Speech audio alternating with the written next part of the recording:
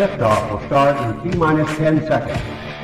10, 9, 8, 7, 6, 5, 4, 3, 2, 1. We have ignition. It's time! 17 seconds from Game 7 or from championship number 6. Jordan, open, Chicago with the lead! I've got a piece of it, it comes off. The Chicago Bulls have won their 6th NBA championship. Tying run at second, 2 out. Palmero over the head of Jenks. Uribe charges, throws, out! And the White Sox have won the World Series. To the far side around the 8-yard line to Hester. Under it and to the middle with the 15 to the 20, break 3 to the 25 to the 30 to the outside.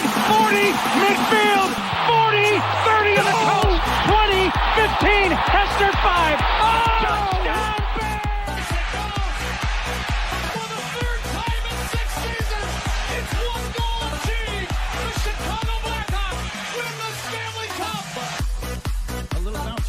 Toward Bryant. He will glove it toward Rizzo. It's in time. And the Chicago Cubs win the World Series.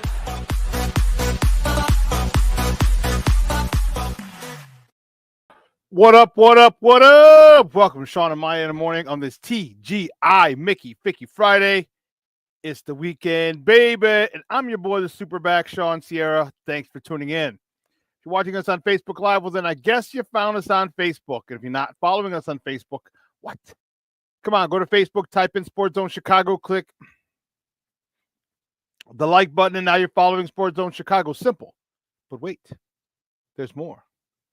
Go to the show's page, go to Shawn and Maya in the morning, like that page as well. So not only will you be following SportsZone Chicago, but you'll be following Shawn and Maya in the morning as well. If you're watching us on our YouTube channel, excellent. If you're not subscribed to our YouTube channel, for real. Come on, man. Go to YouTube, type in SportsZone Chicago, click the subscribe button, but also click the notification button. That's the little bell next to it, and that'll let you know anytime a show from SportsZone Chicago is going live. Get it? Got it? Good. Now, if you're watching this on our mobile app, please don't tell me you didn't know we had a mobile app. Come on, peoples. Come on now. So listen, wherever you go get your apps from, you go there, all right? Whether it's iTunes, Google Play, Amazon, Walmart, Kmart, 7-Eleven, Zayre, Zemsky, Macy, Montgomery Ward, Venture, Weebolts, Woolworths, Zemsky's, doesn't matter. You go there, you type in SportsZone Chicago, you download it, you take us with you on the go. So not only do you get Shawn and Maya in the morning 3 days a week, not only do you get our other live shows throughout the week, not only are they archived there like they are on Facebook and YouTube, but I'll tell you what, we give you a slew, and I mean a slew of articles, thanks to my man Clarence Council III. Big up to Clarence for keeping you abreast of all articles Chicago sports related. Now, if you're watching this on our Roku channel, I like that kind of party, baby. If you don't know, you better ask somebody. SportsZone Chicago, we have our own Roku channel. So if you have a Roku house, do us a favor. Download SportsZone Chicago's channel to your television. Put it there next to all the big boys: Hulu, Netflix, Prime, HBO Max, Disney Plus, Amazon Plus, Paramount Plus, Stars. All right. Put us there on the big screen. We're on the big screen, right? Mickey now. Now you can also tweet the show. You can tweet us at SportsZone Shy. That's CHI at SportsZone Shy. Now, if you want to follow me, just me personally online. You want to know what I did? Let me tell you what I did. I made it nice and easy for you folks. Nice and easy. One handle for Facebook, Twitter, Instagram, Snapchat, and TikTok. All one handle at the Shawn Sierra. All right, listen, we have a phenomenal show, but I need you to get interactive. So whatever platform you're watching us on, whether it's Facebook, YouTube, or our mobile app, leave a question or comment on that platform. It'll come up here in the thread. We'll incorporate it into the show. And that, my peoples, is what makes this the best morning Chicago sports talk show around. And that's you. All right, so keep them coming, baby. Questions, comments, smart-ass remarks, because ain't nobody scared over here. And like The Rock said, baby, don't sing it. Just bring it. Let's see. Let's check the chat, because the chat seems to be jumping already. Yeah, we're moving. Haha, my man Armando Emeterio Lara. Junior, my man Junior's in the house. What up, Junior? Watch down. How you doing, Papa? How's everything? Patty, Dito, Jeremiah, Monica, Mondo. Hope you and the family are doing very, very well. Mr. Shode, what's going on, Papa? It's Friday the 13th, top of the morning, Armando. It is Friday the 13th. 13th. Shode, I appreciate the kind words yesterday on your show. Appreciate it. Thank you very much. My man, Shawn Walls in the Mickey Ficky house and Mickey Ficky TGIF. And Friday the 13th. It is Friday. Woo, Charlie. No burpees today, Papa. No burpees at all, Mashawn. Cornelius Squalls in the house. What up, what up, what up, Sports Zoners? He says. My man, Luis Mejia. Good morning, grinders, baby. Rise and grind. That's what I'm talking about. See you tomorrow, Luis, at the party. I'm looking forward to it. The Christmas party, the CrossFit Warehouse Christmas party. I'm looking forward to it a lot. King Booker World checking in. He says, salute, chat, and Shawn. That's King Booker World's in the house. Brandon Schutz is in the house. He says, happy Friday. Good morning. Yay, yay. Look at this. This is what I'm talking about. Thank you so much, Mr. Shorty. He says, much love, Shawn. Hey, man, I appreciate it. I really do.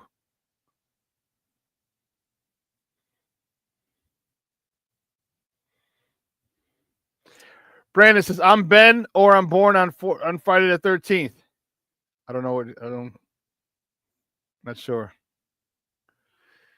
No, the 100 burpees yesterday, Michonne, that wasn't even nice, dude. That wasn't even nice. 100 burpees on Wednesday. No, that wasn't nice. Oh, man. Listen. Hey, we got a great show, but I need you to get interactive. All right? So whatever platform you're watching us on, whether it's Facebook, YouTube, or mobile app, leave a question or comment here. It'll come up here in the thread. We'll incorporate it into the show. We'll put it up on the screen. And that, my people, is what makes this the best morning show around. And, man, oh, snap. Louis says, I'll bring you a cigar. Yes. Yes, baby. Yes. Yes. Bring a cigar, baby. I love it. I love it.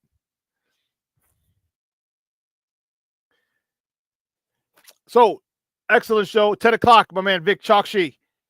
Sports gambling. He was doing it for Fox Sports. Now he's doing sports gambling for The Athletic. And Vic's one of those guys that I really love talking to. Good friend, man. We go way back. Shoot, 6 years, if not longer. All right.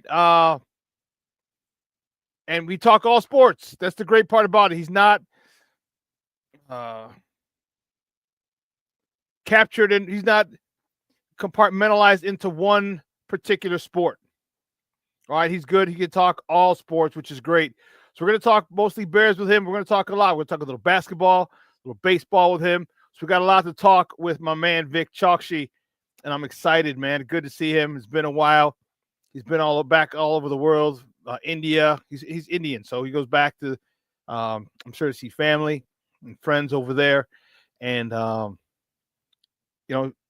the country. Traveling around the country. So good stuff for him. Really proud of him and what he's done. In the last 5 or 6 years, he's doing it big, baby. And I'm super, super happy. And I'm glad to call him a friend, not just a colleague.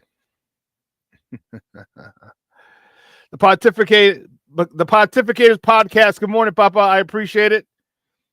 The first time I saw you in the chat, thank you for chiming in, checking us out. I appreciate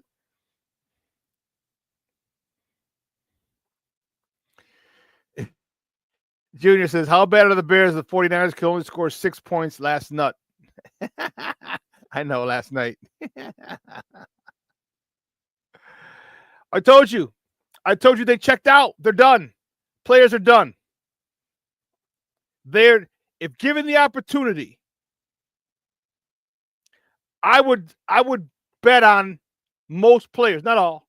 Most players on a team would say, yeah, it's not even played the last 4 games. Just give me my check, and I'm done. I'm out. That's what I feel about this Bears team, about this group of people. And I just feel that they're done. They're done. They're checked out. And it's unfortunate. It's unfortunate. So that's why you say, how bad are the Bears? That's why they're so bad. They're done. They are finito. I'm out. It's done. Unfortunate. But yeah, Vik Chokshi, 10 o'clock. Looking forward to it. We're going to cover a lot.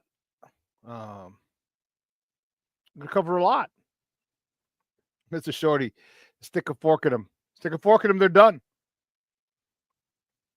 You know, I need to tweet more. I need to tweet my thoughts. I know you're like, wasn't that what Twitter's for? Well, yeah, but a lot of times I just don't run to Twitter. You know, and one of the things that I felt weird about Tyreek Stevenson when they drafted him. He reminded me of players and students that I had back in the day who were talented, intelligent, but they just had this self-destructive streak about them. Right? They wanted to do dumb stuff, and if you didn't really crack the whip on them, they'd go off the rails. And I got that vibe from him. You know, a little cocky, little and little arrogant, little, you know. Excuse me. I just got that vibe from him when they first signed him. But I didn't say nothing. I don't want to be a negative Nancy. And now all this.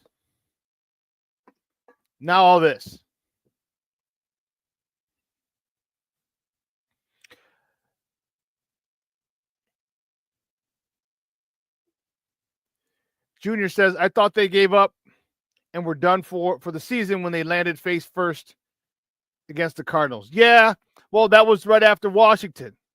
Washington beat us twice. And Washington started this snowball effect. All right.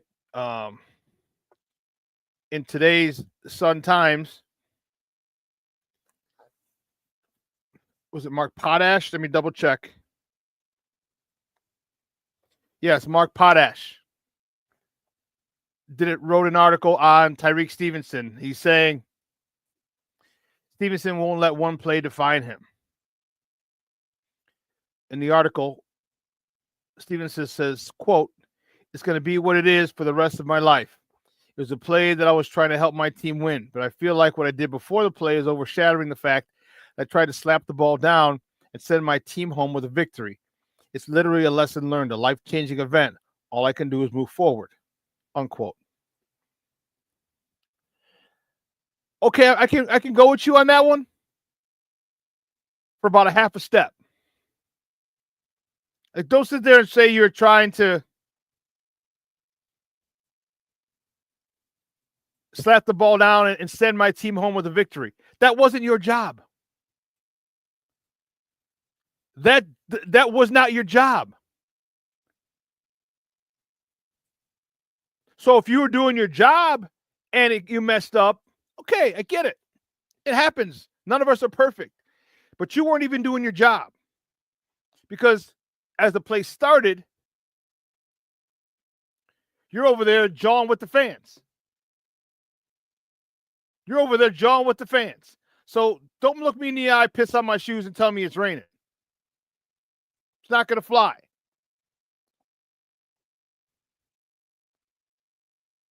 You know, I just don't do it.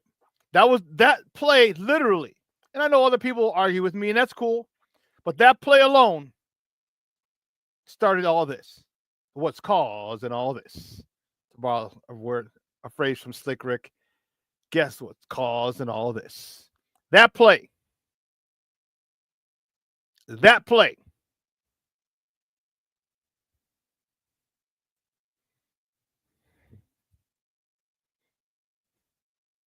You know, Tariq Stevenson also goes on to say, I'm holding up pretty well. It's been one hell of a season, but that comes with football. Sometimes you make plays that are good. Sometimes you make bad plays, and people remember you for that. But the season's been good. I'm still a Chicago Bear. That's all that matters. The guys in the locker room have been keeping me up. Well, that's good. That's what teammates should do. But teammates are asking, like, what the hell were you doing?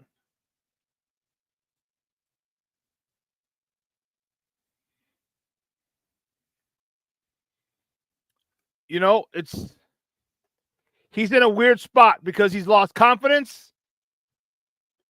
He's not playing with that edge that he had at the end of last year and the beginning of this year.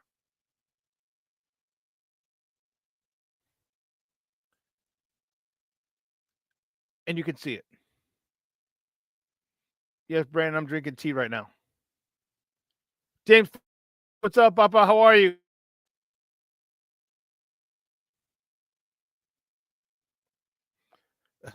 King Booker World says the 49ers didn't even look like the same team from last week. Yep. Not at all. Cornelius Squall says that puts Thomas Brown in a really bad spot when I talked about the players quitting. I hope Poles is taking notes on who was quit. I hope so too. Might not mean anything. He might not be here, but hey, who knows? Who knows?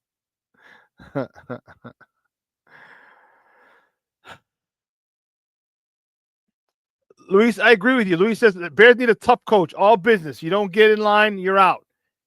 I get it. I'm with that too. Give me a disciplinarian. Because apparently it is what you're going to need because they're a veteran team that's underperforming. All right, you need someone to walk in there with some cachet who's got a resume behind him, who's got instant respect. Okay, who's got instant respect from that locker room. And it's a shame. We're going to talk about this. It's a shame he didn't bring Bill Belichick in just for an interview. Even if he didn't offer him the job. This is the greatest coach in the history of the NFL. And you don't bring him in for an interview?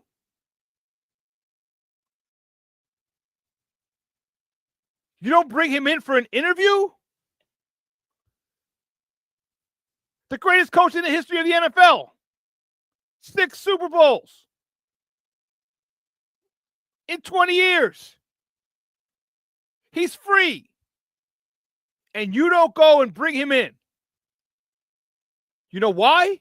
Because he's going to, first of all, he's going to tell you what the hell's wrong with your stupid organization. That's what he's going to tell you, and you don't want to hear that. That's where you're going to start. And you're going to have to take it. Because you know why? Because he's the greatest coach in the history of the NFL, and he can say that. He's got that cachet. And the problem is, you know he's going to be right. And 2, he's going to say, I want a hand in picking the groceries. We can't have Ryan Poles can't have his power lessened by any stretch. But to not go and just talk to him, even if you can just pick his brain, interview him, knowing you're not going to hire him, just bring him in. You don't do that. You don't do that. That shows that you're full of shit. That shows that the Bears are full of shit.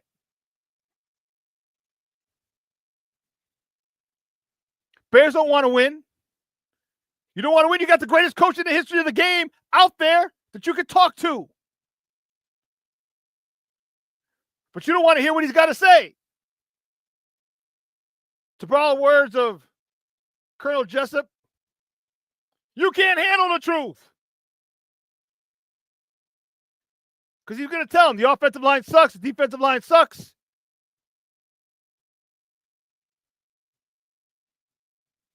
Quarterback holds the ball too long. He doesn't run when he's supposed to. Making poor throws.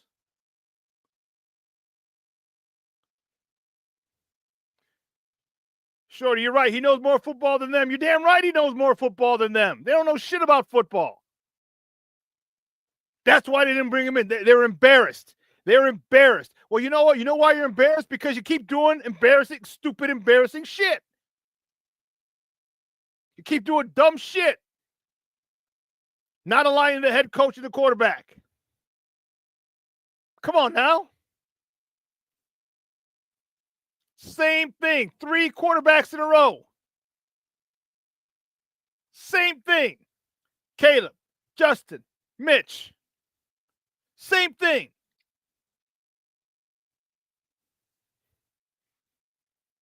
But you didn't want to bring him in. You didn't want to bring in Jim Harbaugh last year. I don't know how much that was Kevin Warren or what. It shows that you're full of shit. You don't want to win. You want to win, you get the best leader. Period. But you don't want to win because Harbaugh would have loved this job. This is his dream job. The Chicago Bears, the team that drafted him number 1 in the first round, not number 1, in the first round. He played for them. He loves this franchise.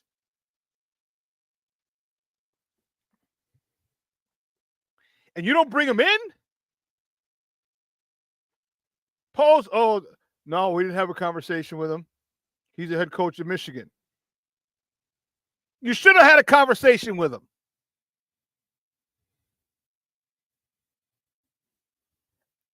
So it's frustrating because you have people who could change the direction of this organization and you don't want them.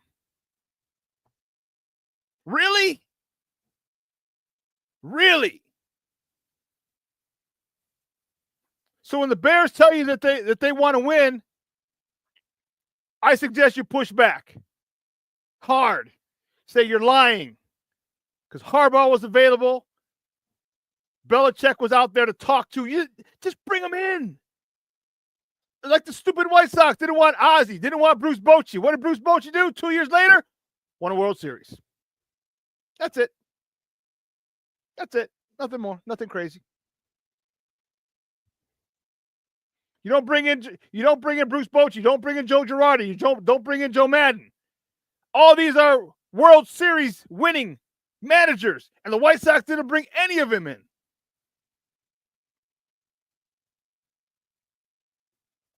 And the Bears have a Super Bowl winning, the best coach in the history of the game, and you don't bring him in.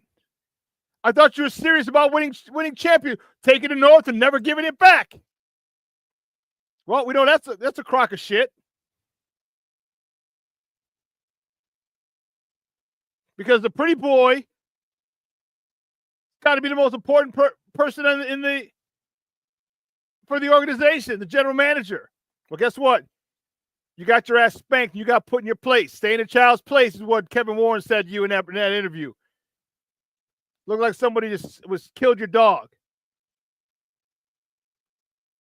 You look like you got checked in that interview. Right before that interview, you got checked and you sat there like a spanked child.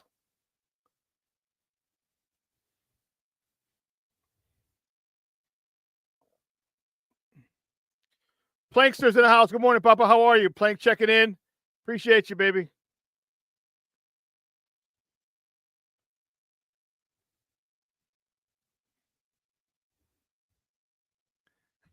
Mr. Shorty says, start wearing your jerseys backwards like I do now. I saw your show the other day, yeah.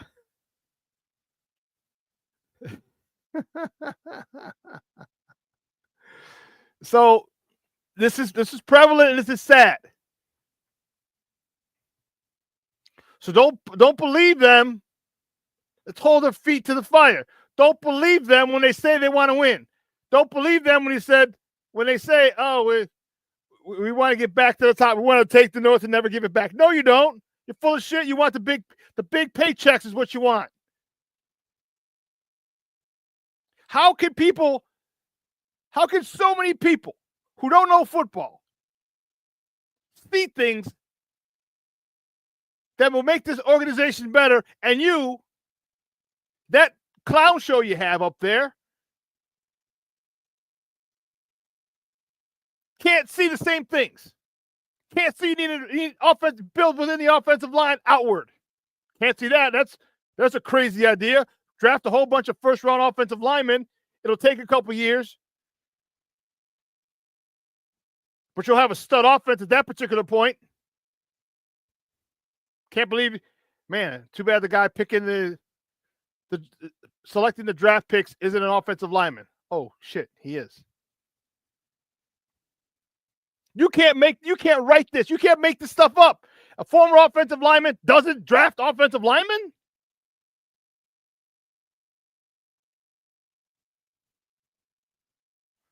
And then Kevin Warren, if the rumors are true and the reports,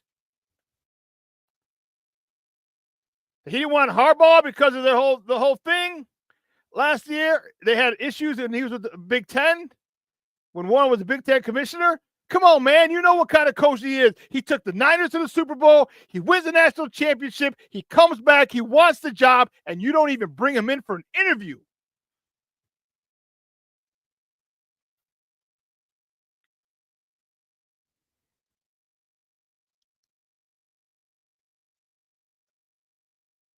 Like, this is why they don't have Bears Fest.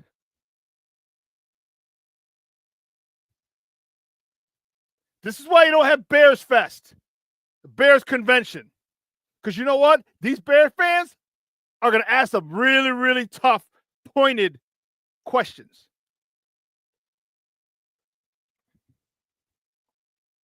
You know, George, man, I hope somebody gives it to George in the Waldron lot.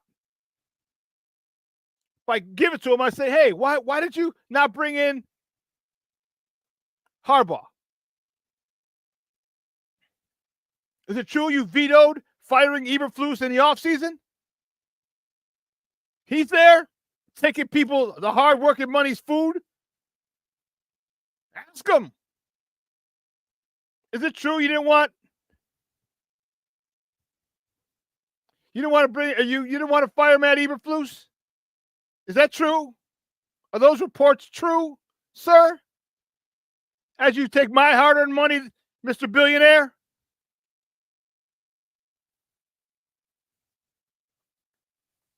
He ain't hard to find. He's in a Waldron lot for every game. Ask him.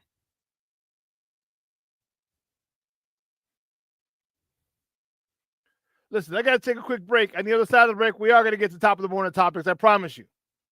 So don't go anywhere, folks. Keep it locked right here. Shawn and Maya in the morning on SportsZone Chicago.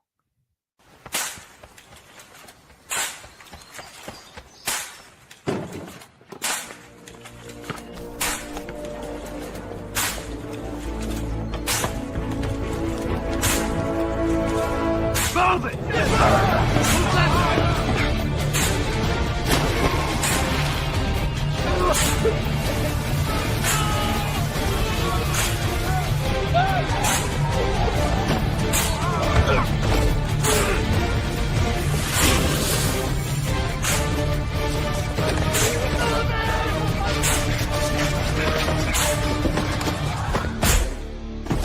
Many will hear the calling. Few will earn the title. United States Marine. The few, the proud, the Marines.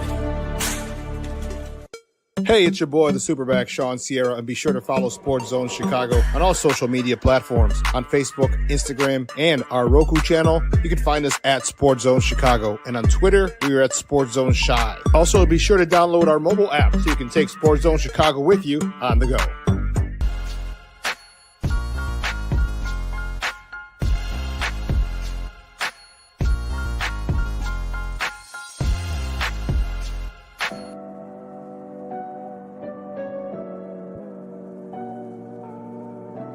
How do you take care of your mind health? For my mental health, I meditate in the mornings. I have my dogs. They're the best. I just find ways that help me just relax. Finding things that make me happy, like being close to my family. I meditate a lot and read books. I have hobbies outside of the game. I'm able to switch off. I'm able to turn my brain off from the game of basketball. Your mind health matters. Your mind health matters. We're looking for a few heroes, mentors, trailblazers, innovators, a passion to change lives, spark curiosity, open hearts, and awaken minds, help students answer the question, who am I? This could be your calling, but this is no job. It's the journey of a lifetime. Be a hero. Be a teacher. Mental health and learning disorders don't discriminate. 17 million children and adolescents in the United States live with disorders like anxiety, depression, ADHD, and dyslexia. Less than half get the help they need to thrive. Help the Child Mind Institute change these children's lives. Visit childmind.org.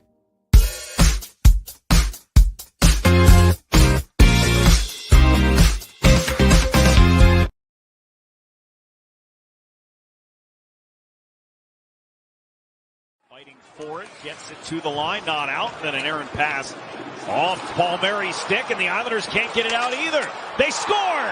Connor Bedard on the power play. Play was sort of unexpected, and Romanov almost gets it out. Watch his blind pass all the way across. So look at Trogan's just sort of, okay, just getting ready, and then this is a really good shot. This is where Bedard likes to shoot, up over the glove, and he snaps it in a hurry. And just a bad break for Pounds, but what a move there. That's his bread and butter. Lost by Romanov. Paul Bertuzzi scores. The pressure coming, and I think maybe Scott Mayfield's thinking he's going to bait him just a little bit, but not actually come behind the net. A little bit surprised, and Bertuzzi gets one, pulls a little bit of the air out of what's been a great third period. Actually, Welcome back to Shawn and Maya in the morning on SportsZone Chicago. Those clips courtesy of MSG Network. Those were the Blackhawks last night on Long Island, losing 5-4 to the Islanders. But guys, you know how we do. This first segment of every show was called Top of the Morning. It won't come just when you want it.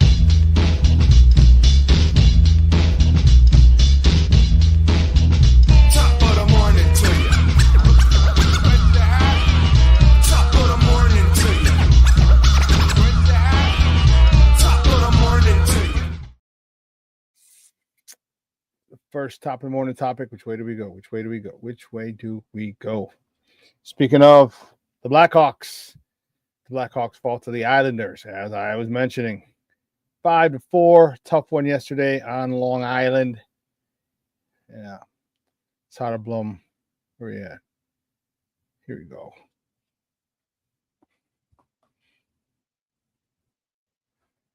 It's actually 5-4. Oh, Soderblom. He stopped 14 of 19 shots. Connor Bedard scored his 6th goal of the season. Brody his first. Bertuzzi his 7th and 8th. As far as helpers, Donato his 6th. Vlasic his 11th and 12th. Bedard his 17th and 18th assists. Foligno his 5th. And Taylor Hall his 7th helper of the season.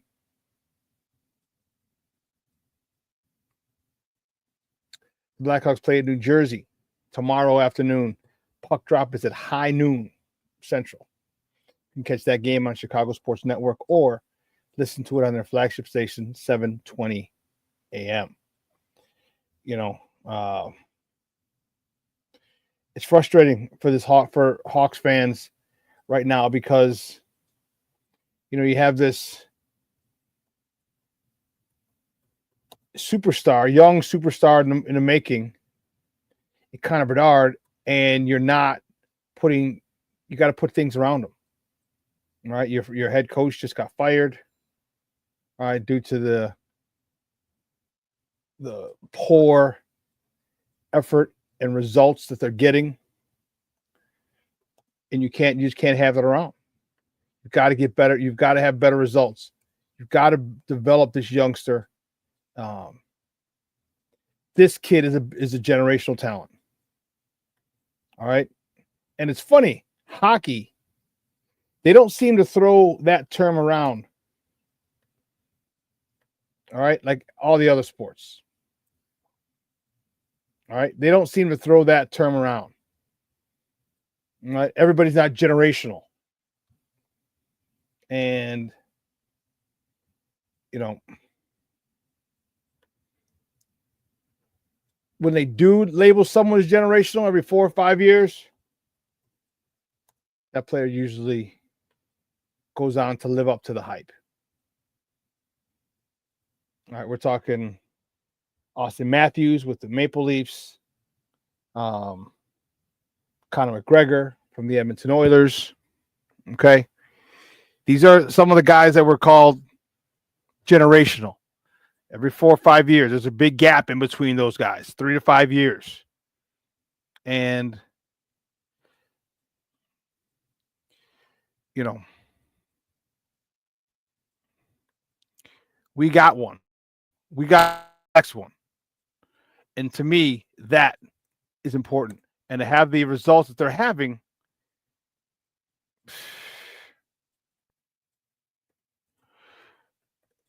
was the reason.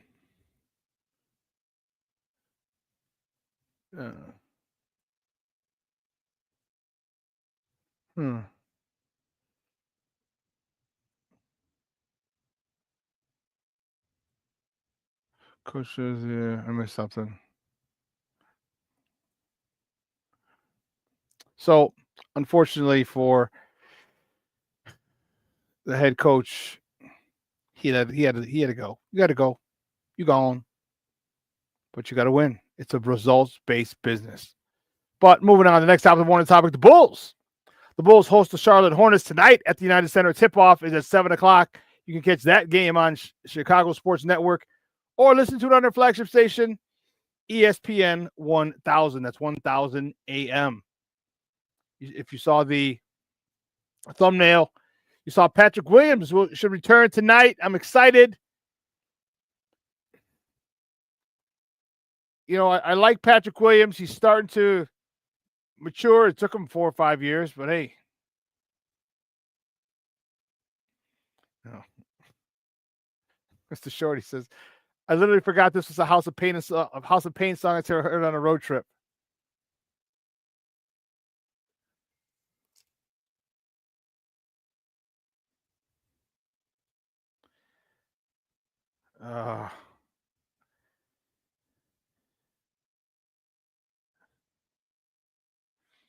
Wow.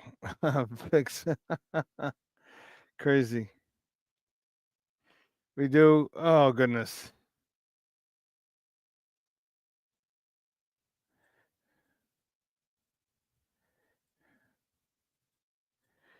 Oh.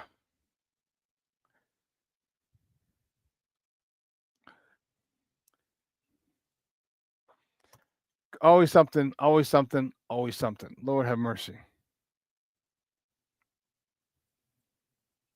King Booker World says, all of the team owners in the world, and Chicago has to get the ones that pour milk in the bowl of then milk. Oh, they pour the milk and then the cereal.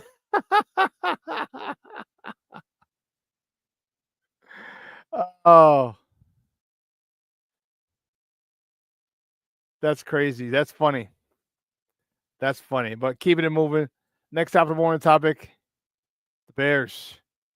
Our Bears. The Bears travel to the land of 1,000 lakes. Travel to Minnesota to play the Vikings on Monday night. Let's have another national embarrassment. Let's do it. Who's up for it? I'm up for it. Why not? Kickoff Mondays at 7 p.m. Central. You can catch that game on ABC7 or ESPN, whichever one you'd like. Or you can listen to it on the Bears flagship station, ESPN 1000. Oh, you know what? I misspoke.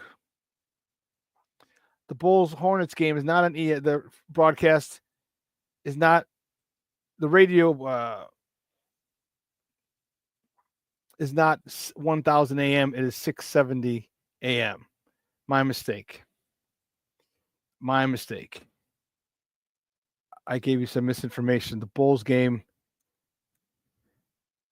is not ESPN 1000 is 6:70 a.m. The Score. So my apologies. My apologies. You know, when I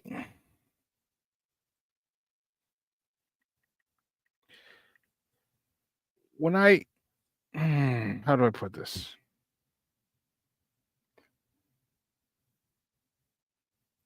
Here, let's do this.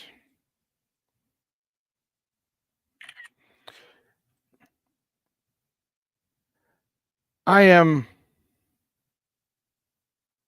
frustrated a lot with a lot of our teams and a lot of our, just like you, a lot of our teams and a lot of our front offices. And I try not to just come on and bash them. I don't want, it's, to me, that's not what I want to do. However, I have a difficult time when our teams do things that are so backwards.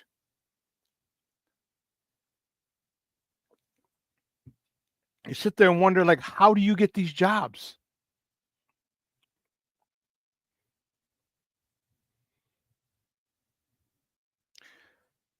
I digress. Let me get moving. The next top of the morning topic: Bill Belichick is the new head football coach at North Carolina. All right, this is him yesterday. This was a sweatshirt. Now, Bill has never coached in college. However, his dad, back in the 50s or 60s, 50s, I want to say, did coach at North Carolina. It'll be Bill's first job there. And according to reports,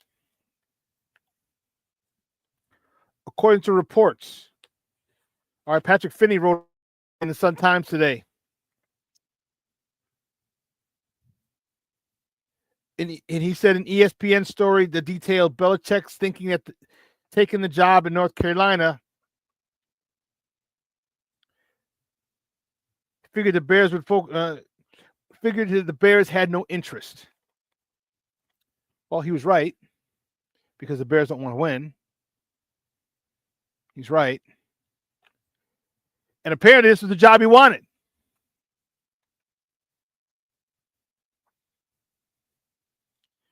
According to the article by Patrick Finley, he said six-time Super Bowl champion Bill Belichick and his closest advisors considered the Bears' vacancy to be the most attractive one, but doubted that team of executives would consider him to be their next coach, according to a report Thursday.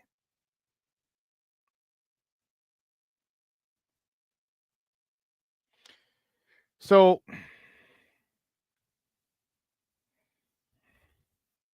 he was right. He had his finger on the pulse.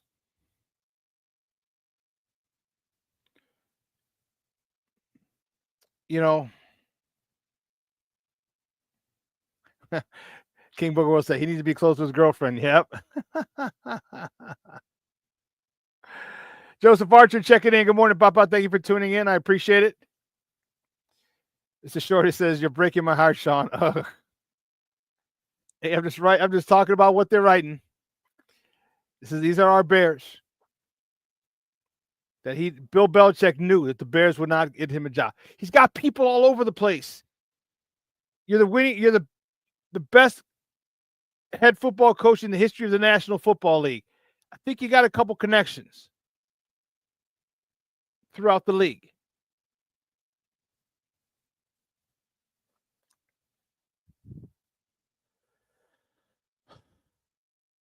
I still don't understand how you don't bring this guy in. It boggles my mind. But then when we look at who we're dealing with, the Bears, we're like, oh, okay, that makes sense. That's Bears. The Bears. That's the way that's their MO. They do dumb shit. They do dumb shit and wonder why we are the laughingstock of the NFL. They do dumb shit like, I don't want anyone cursing on Hard Knocks. What?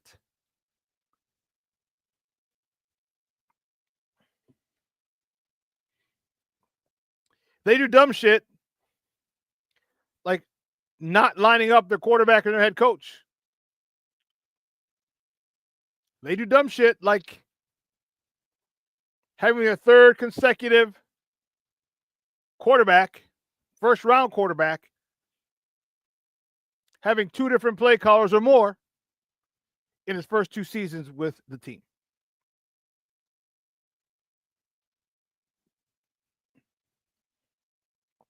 That's the dumb shit that they do. And we keep watching.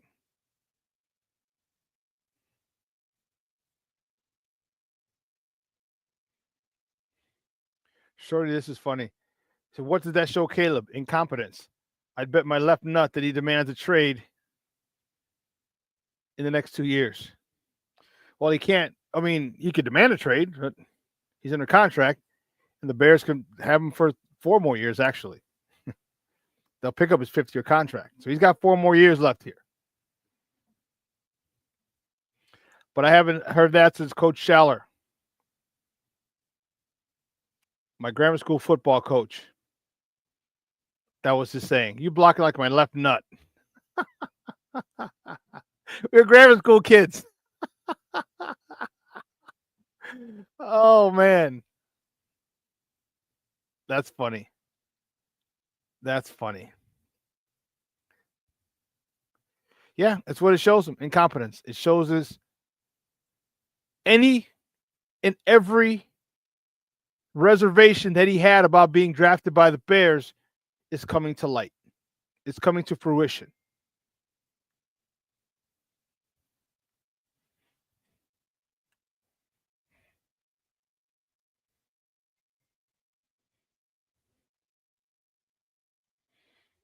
Now you see why his father allegedly didn't want him here. Now you see why Caleb allegedly didn't want to come here. This is a shit show.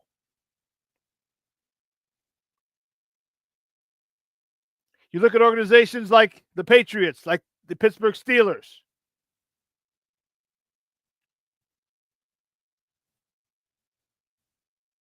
Longevity.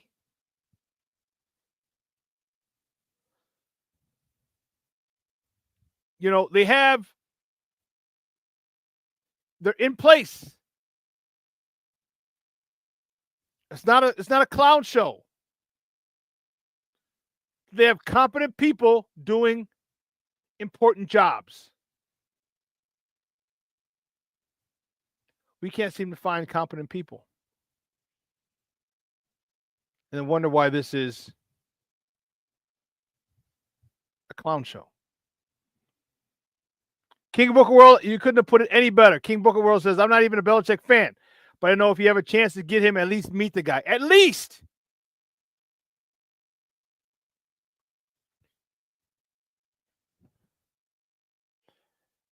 You know, I mean, at least meet the dude. This dude, what he can tell you, which it could change the direction. Just what he tells you in those interviews, in that interview, could change the direction of your franchise. But no, we don't want to hear how bad we are because you know you're bad, because you know you're horrible. You know you're incompetent in most management positions. He's a big personality. You know why? Because he's won 6 Super Bowls.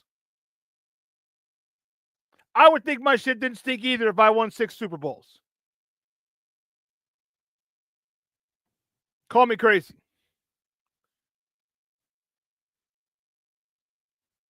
Bastards. Next topic, the topic, college football awards. Were handed out yesterday. Travis Hunter. He better beep, beep, beep. He better back up a truck. Travis Hunter was named the AP College Football Player of the Year. But wait, there's more. He was also named the Walter Camp Award winner. That's another Football Player of the Year.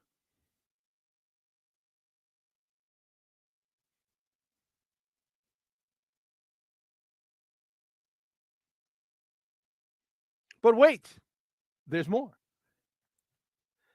He was also named the Chuck Bednarik Award winner. That's the best defensive player in the country. But wait, there's more. He also won the Bolitnikov Award as the best wide receiver in the country. So let me explain. Let me ask this question like Dion. How do you get the Bednarik Award winner, the Chuck Bednarik Award winner, as the best defensive player in the country, but you don't win the best defensive back in the country?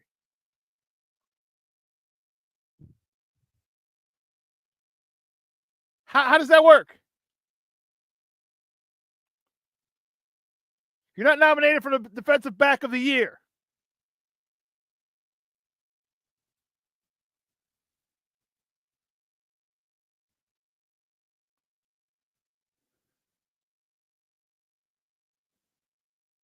How is that? The Jim Thorpe Award. How is that? How are you not up for that? Who's the Jim? Who's this? Jade Barron was named the Jim Thorpe, the 2024 Paycom Jim Thorpe Award winner. Oklahoma Sports Hall of Fame and Jim Thorpe Award announced Thursday. Texas football senior defensive back Jade Barron. How do you not give it? So he goes, oh, Travis Hunter gets 2 National Players of the Year, the National Defensive Player of the Year, but he doesn't take the best cornerback of the year, best defensive back of the year. Come on. Now you're trying to spread it out, so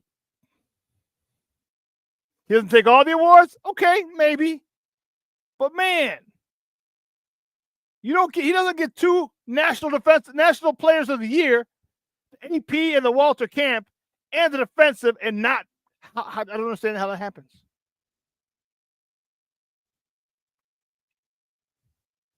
I don't know. Keep it up with college football awards. Boise State running back Ashton Jeanty won the Doak Walker Award. That's for the best running back.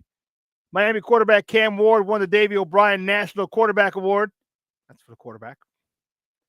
Indiana head coach Kurt Cignetti won the Coach of the Year. Man, let me tell you something. Indiana, I am impressed with that program. Made it to the college football playoffs this year. They head up the road to play Notre Dame in Notre Dame Stadium. How huge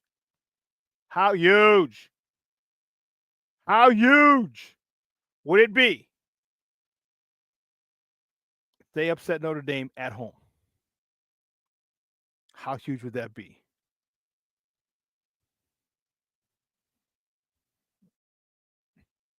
King Booker will stop. It says Bears the type of organization to hire Park District Phil as a new head coach because he leads the youth team to the Park District playoffs. Stop it. Stop.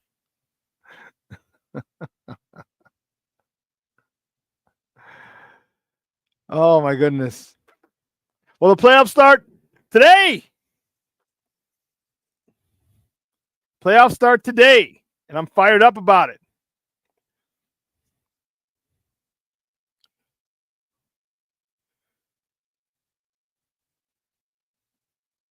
No, I thought they started today. What the hell, Bobby?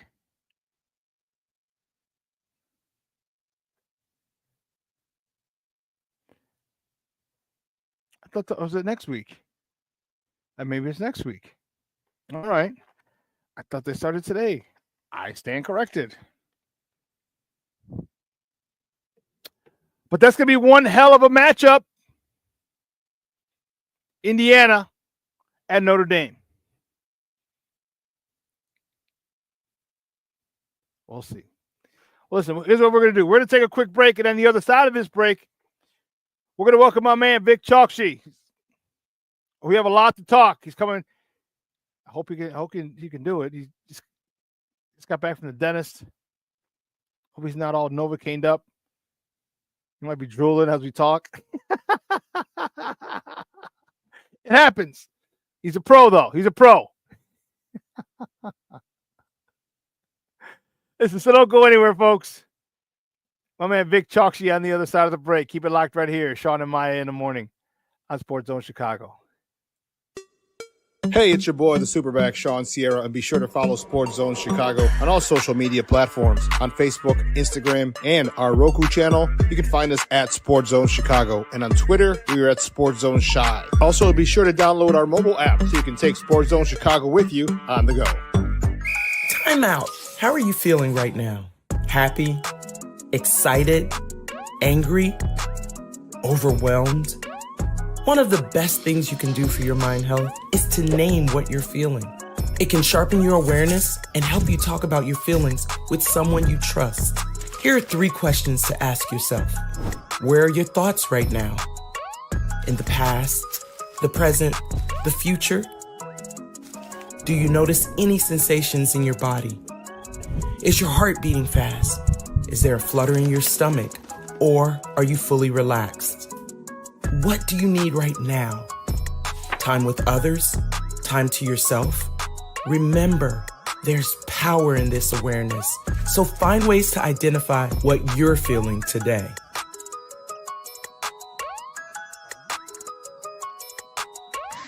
Hi, guys. Hey. Hi, Megan. Hey, Jessica. Megan, you're a tramp. Ryan Fitch told me you guys made out.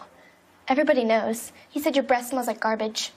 And he almost puked. He says you're the most desperate girl he knows, besides your mom. How many boyfriends does she have anyway? Lots? Your makeup makes you look like a clown. That zit is huge, zit face.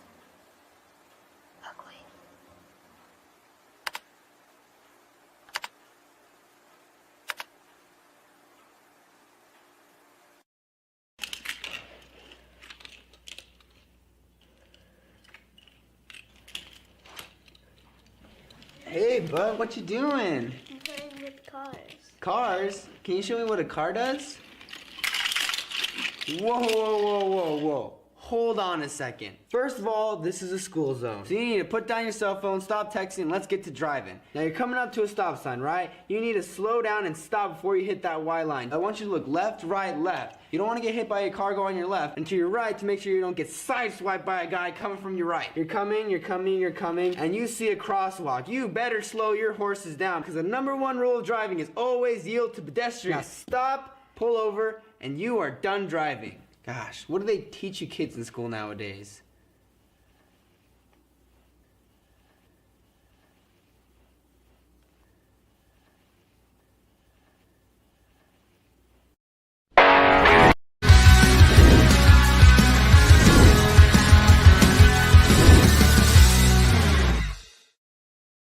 Caldwell, a great job he's done as well, helping out with Thomas Brown. Second down and 3. Catch made for a first down by 3.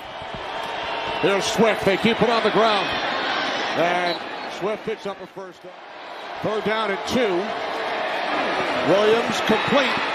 It's a first down. Keenan Allen. That's his first catch today with Caleb Williams. They have a really nice connection. Long toss Charger. This is DJ Moore. Moore works his way inside the 10-yard line. This drive.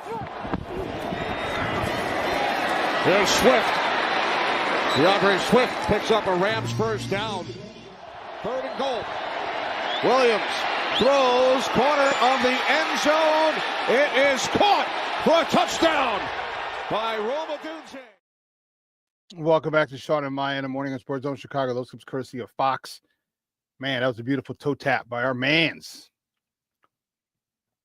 The luxury pick of Ryan Poles. Then you go draft a wide receiver.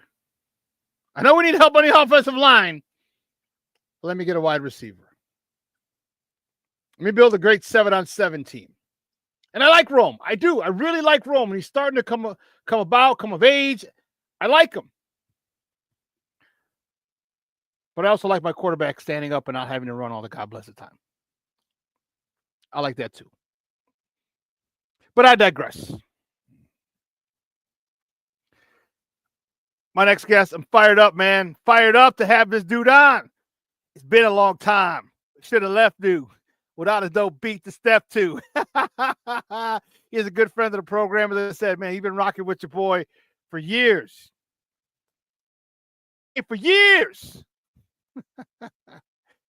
And he had this unbelievable streak at one point. He did this crazy-ass streak of, he's like, oh, I'll pick some Bear games for you.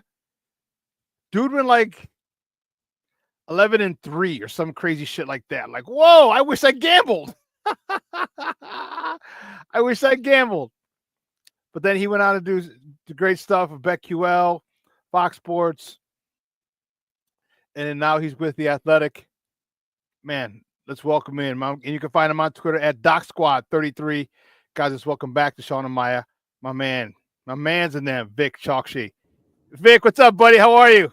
What's good, man? It's been too long, brother. It's great to be on. Hey, you're the one flying all over the world, bro.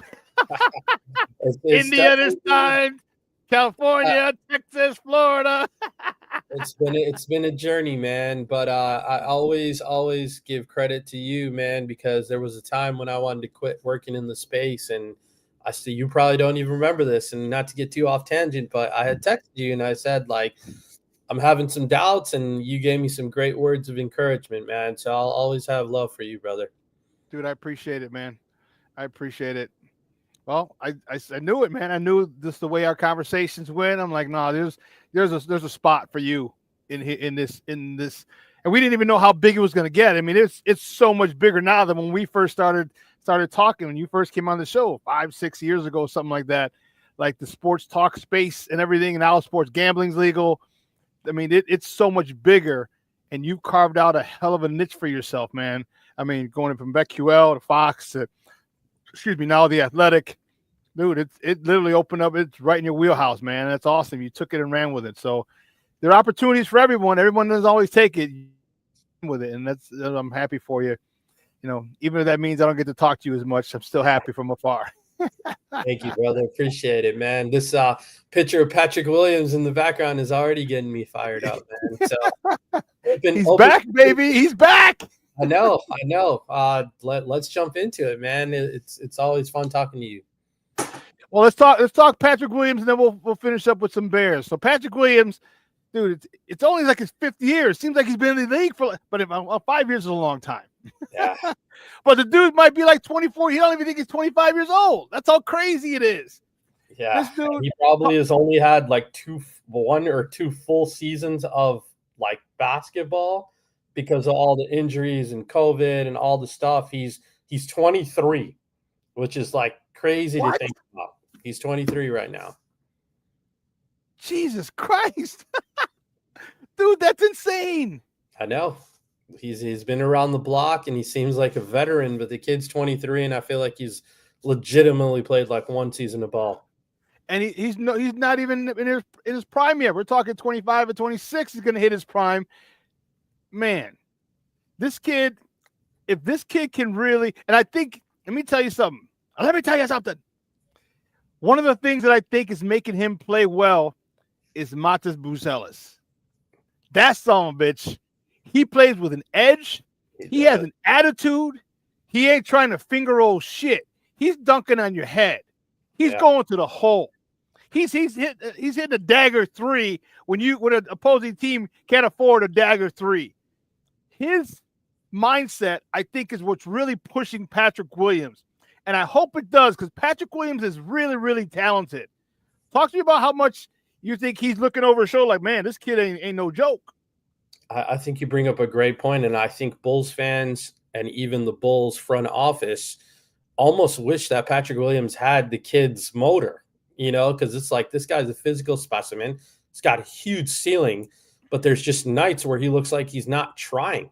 And so if he had the rookie's motor, that would be the complete package. But I think you bring up a great point, man. Like, hopefully that's the motivation that Pat needs, other than just him being able to stay healthy. But that is going to be a big kind of storyline to watch for the rest of the season, right? And so the frustrating part is like you extended his deal, right? Like you give him the money. And I think that's where fans now are like, listen, we need some production. And people sometimes forget he's 23 and he's not. But is he injury prone? Like most people will say yes now, right? And so, again, the craziest part is, dude, and I've talked to some people literally in our front office, like they are like, the guy is a physical specimen. It's absolutely insane. And when you hear it from the players, Kobe White, like anybody on the team, they've all said it. Lonzo said it. But then you talk to guys around the league, and when he guards them, they're like, this guy is a man. He's a beast. And so, it's just about like putting it all together, which I don't know if it's going to come now, right? And this has got to be that make or break year where you kind of see it on the court or you don't. And that's going to be kind of the defining moment. A lot of people are worried the same thing that happened to Lowry is going to happen to him, right? Like we let him go. He finally puts it all together, blossoms. But there's other people that are just like, he's injury prone and he's never going to get it together because he doesn't have a high motor. So I'm still optimistic. I was big on the kid's ceiling. I've seen the flashes. I've seen him play summer league, which again, I know is not a good indicator, but he has more than he's shown. And I would just love for him to show that consistently. Yeah. And why? It's funny. Like, does he realize how many millions and millions of kids would love to have his position, would love to be in his shoes? You got kids who would do anything to be drafted into the NBA. Not to mention the position he was, to get that and then to not have a motor, not be. It seems like basketball isn't the most important thing in his life right now. And if you're you got wife and kids, okay, maybe that takes. You got a wife and kid, dog. Yeah. Like there's no other reason. Like there's nothing in your way impeding your focus on making basketball the utmost priority in your life. Yeah. And you and I, we've seen it in summer league. We've seen it in regular games when Zach and DeMar were out and he'd take over, like, oh shit, there he is. And then he go back into his turtle shell. Like, dude, keep it out. The thing that still like gives me hope, and again, I could be completely wrong here, but like he was working out at 5 with DeMar. Like he is putting in the work in the off season. Like when his teammates talk about him, or even people in the front office that I've talked to, like it's not a thing that he doesn't love basketball, which I was worried about, right? Because it's like that's what it seems like sometimes. But he's in there, he's kind of putting in the work. The bigger thing that I'm concerned about is like it's just his nature. It's his nature to defer and always be that complimentary guy, as opposed to being the man. Whereas like that's not what you're seeing from the rookie. Everything that you started our convo with, like you see that kid, he doesn't give a shit. Like he's going to dunk on someone every single play. Watch ahead, baby. Watch ahead. Exactly, which is amazing to watch as a fan, right? And so, but he's got that dog in him, as the younger people like to say. Whereas like maybe Pat just doesn't have that, and he's always going to be like a 13-point, 5 rebound, 6 rebound kind of guy that can play defense on some of the better players in the league and just be a role model, like a role player. But if that's the case, then you can always find those kind of guys, right? And so, then you overpaid with kind of the money that you gave him. So the draft selection, the draft position, and the contract extension. Exactly, right? So again, I don't think it's a case of like him not loving ball. I think that might just be his nature, which is probably even worse in my opinion. And and the thing, we've seen him go ham in a game, and so I'm wondering, like, do the Bulls have a sports shrink on staff? A lot of professional teams do. Yeah. I mean, they have it in Wall Street. They have shrinks to get their mojo back when you're trading and things like that. Do they have a guy on staff or a person? Doesn't have to be a guy, a person on staff who can kind of unlock him and say, hey, when you're on the court, we need this animal that you can be, but it's only in flashes. We need it all the time. Because if he had, you talked about that, if he had Matis's motor, oh my goodness, this dude's, he'd be in the All-Star. He'd be a perennial All-Star. Perennial. With what he's got. I mean, you're right, but honestly, I don't know if we have that, dude. And like, we can get into a bigger conversation of how we have the worst owners in the world as a collective group. Yes. And I feel like every team is run like a mom and pop, as opposed to, big business now, man. VCs own companies. They run them like businesses, whereas like we're always run like mom and pops, all the teams across the board.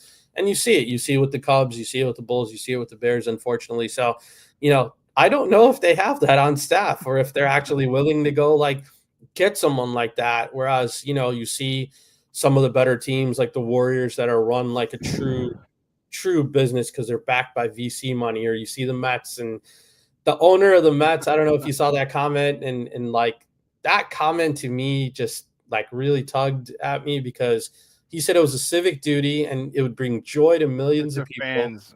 if he spends money and his team wins. And how amazing would that be? None of our owners would ever say that in their lives. And, and like, it's hard enough for them to say the goal is to win a championship, right? It's always like, oh, we're happy to play postseason ball, or we're happy to make the play in, or, things like that. But I just dream of a day where we can have an ownership group like that. And so to answer your question, yes, he definitely needs to see one. I have no clue if like we have one. If not, hopefully someone listening to this or you have some connects that can like hook them up with one, because we need to do something to unlock this kid's ceiling for sure. I am not all for Zach leaving now. Zach has grown up. He's matured. He's a husband and a father now. He's got two kids. And maybe that's all he needed. Because I was like, get that joker out, first train out of here. And then he hurt his knee and everyone's. But what I'm seeing from him, when he came out in media day and said, hey, listen, don't listen to anything anyone says. He goes, if you want to know something, ask me. Yeah. I was like, okay. His cojones dropped a little bit. Okay. All right. I like that. And it's from what I'm seeing, the way he's playing, the leadership, the maturity that he's exhibiting. I really like Zach, and I'm like, oh, might not need to ship him off. I know he's making a boat ton of money, but damn, this guy. He's played defense. Like, dude, we've been asking for this for how long? And now he's giving it. He is amazing when he wants to be on the defensive end of the court. I think the issue that people will run into, or like a lot of fans might counter you by saying, is like, what is the ceiling of this team?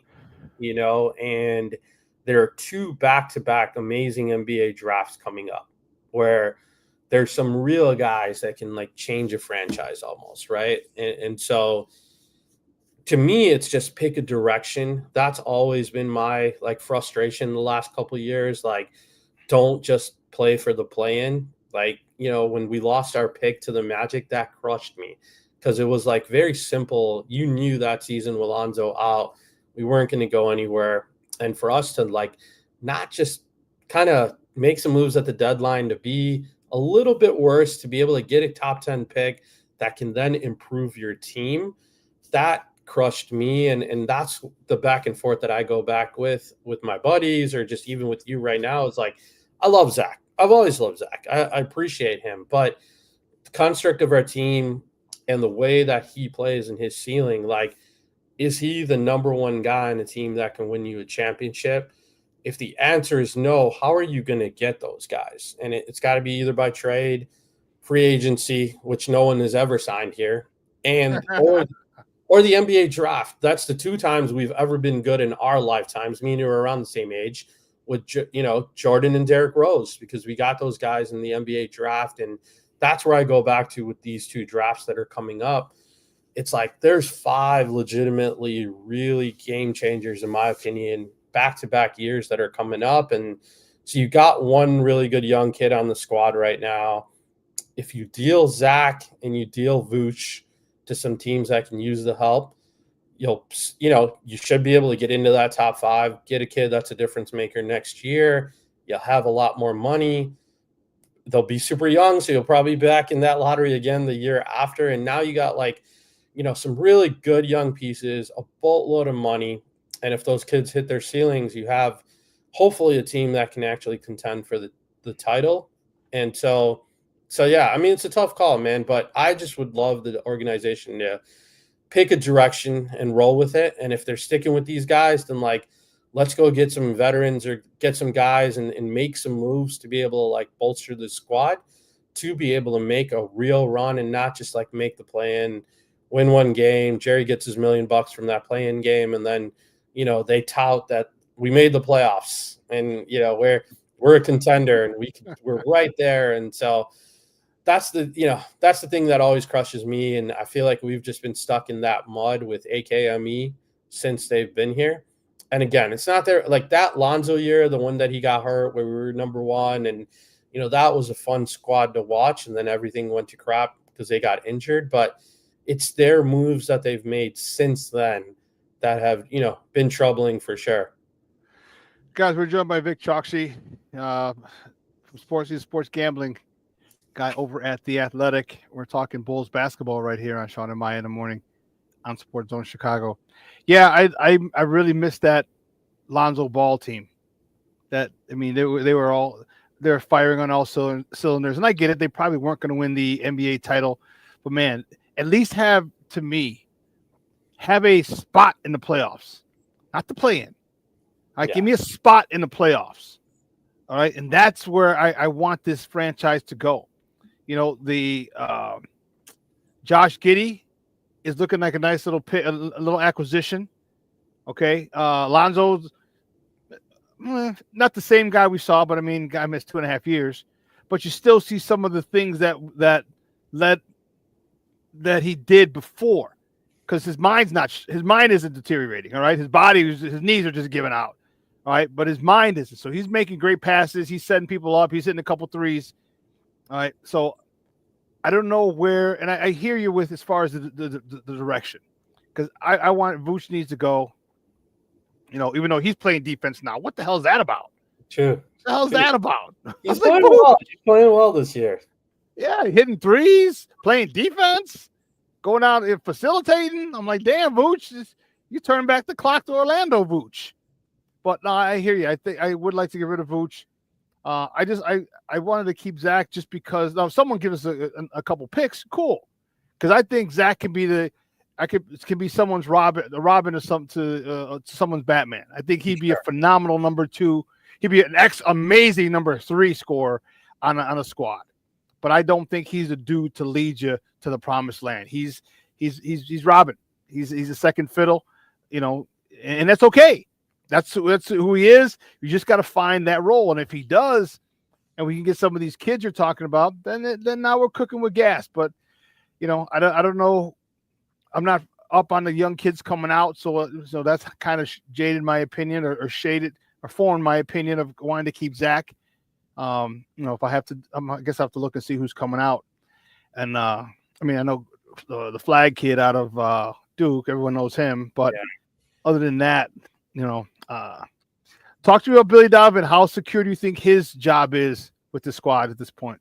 Yeah, real quick, there's these 2 kids from Rutgers that are really good. There's the Illinois kid that's going to be top 5. So those are the draft picks. And then when it comes to Lonzo, man, I love that guy. Like, just watching him play basketball, like, can't help but root for him, And Zach, to your point, I do not want to give him away for pennies on the dollar. Like, that would be the absolute worst thing that we can do, in my opinion. And so, like you said, if we can get a couple picks or get something worthy, sure. But I don't want to just give him away to give him away. I hope that's not what happens. And when it comes to Billy Donovan, like, again, I just go back to, like, prove me wrong, but the Bulls are the Bulls, and they're not going to pay people and, splurge for another big coach while they're paying another guy on the payroll, especially where they don't feel like they're in a championship contending mode. And so I just think that he will continue to be the coach. Whether we think he should be or not is a different discussion. But I just don't see them making a change, man. And that goes back to money and some of the stuff that we just talked about all of our ownership groups. But, in my opinion, I do think he would do better with younger guys, because that's just like him going back to his Florida roots, right? And like, and the ability to like shape a team like they're college kids almost. And so if they break this thing completely down and go rebuild mode where they get rid of Zach, they get rid of Vooch and them, like, fine, let him do his thing. But again, I think that he is a good like point A to point B guy, but I've never seen him as like a point B to point C guy that can bring us a championship if we had a full roster. And so, but again, going back to the money thing, I don't see anything happening personally either way.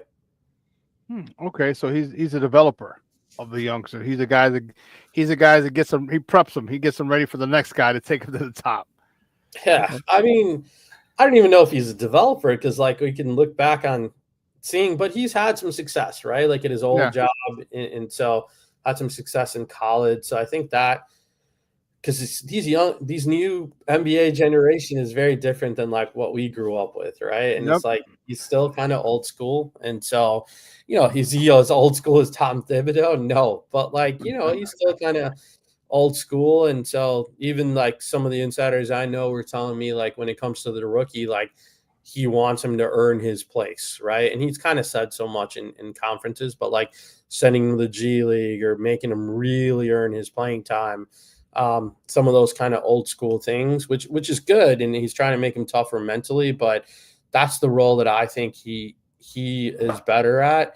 And I also do have to give him a little bit of credit. I have no clue why they didn't do this last year, but they are shooting more threes, right? They're trying to adapt to the NBA game, so we have to give them a little bit of credit for that. Like they are finally playing like the modern NBA is playing, and that so we should give them some credit for that. My question is just like, why didn't we do that last year? Why didn't AKME get 3-point shooters last year?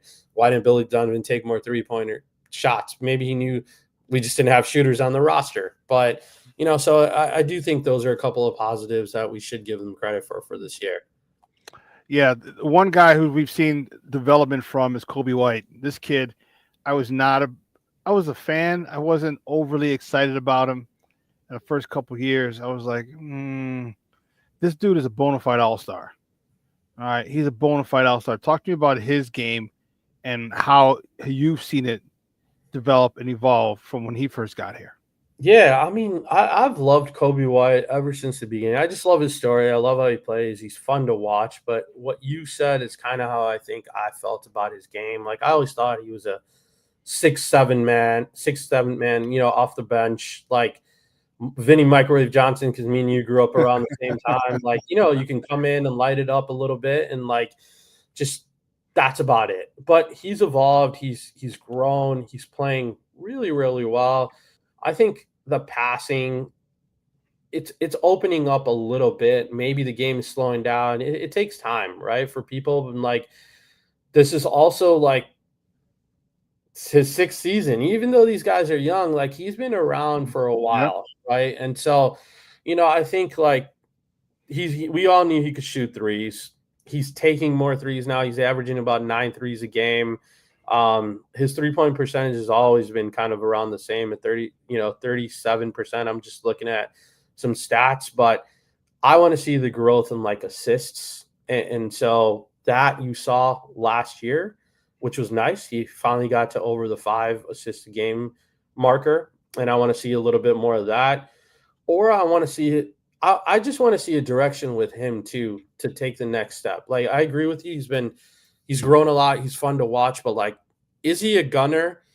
Is he a scorer? If so, just let him go even more, or are you still trying to shape him into being a point guard? And if so, then I would love to see those assist numbers go up. And so my biggest thing with him is just like consistency.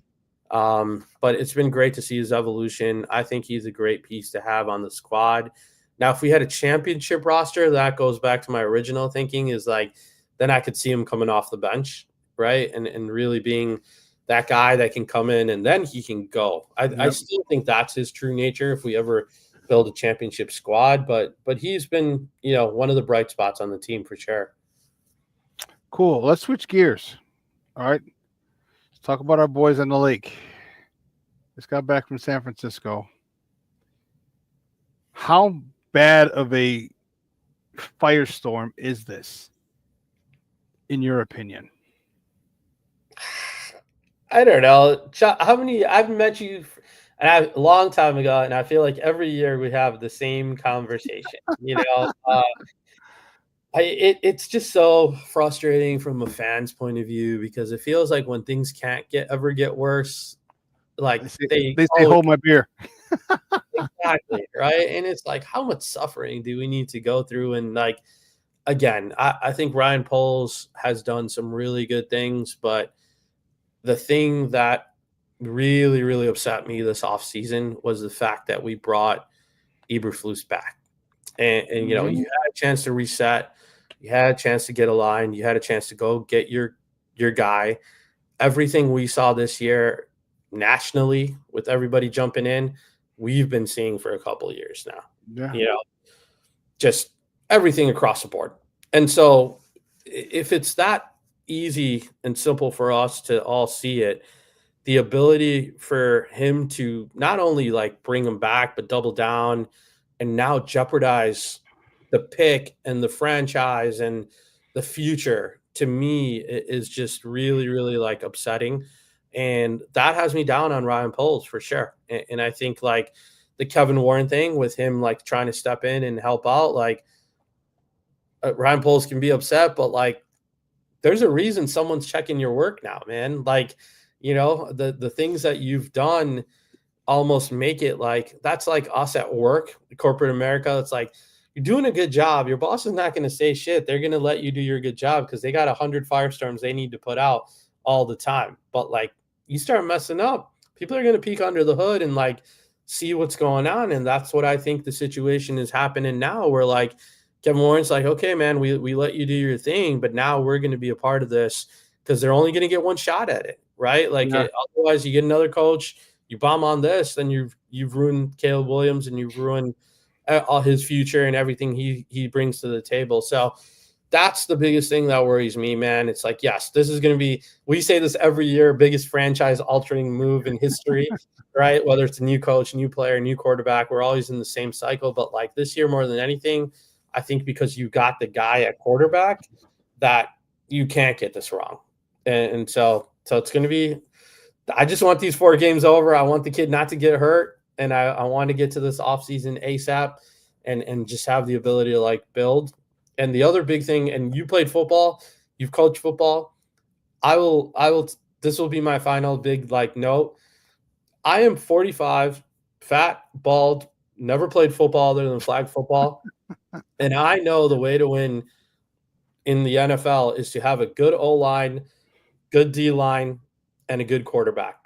So why do you have guys that are in the front office that played offensive line in the NFL and they don't see it or they don't understand it or they don't put priority into that? That and the Eberflus thing kills me. And so that's my last thing on my rant here. I agree with you. And I said that same thing to start the show. I went on a little bit of a rant. I got fired up this morning. And I said literally the same thing. Like, how if average Joes who have never played football and just watch it, no, you build from the inside out. You draft and develop offensive linemen. Why don't you, as a former offensive lineman who had a tryout with these same Bears that you now, general manage, why do you not think it's important to fortify those lines? I don't get it. So give me your thoughts. There's a lot going on. Give me your thoughts on the Tyreek Stevenson thing. All right. In the Washington game, which I see is I think that started the whole thing. I think that was the whole thing that started this snowball effect that still has not stopped. Yeah. I mean, his numbers just don't. I was very high on him last season. I thought he had a great year. This year, he's not playing well. And on top of that, there's been a lot of stuff like that, you know, that he just got fined for something he did in the Detroit game, right? On the receiver. So, you know, those kind of guys you play with high passion, high intensity. But again, look at how Mike Tomlin deals with Pickens.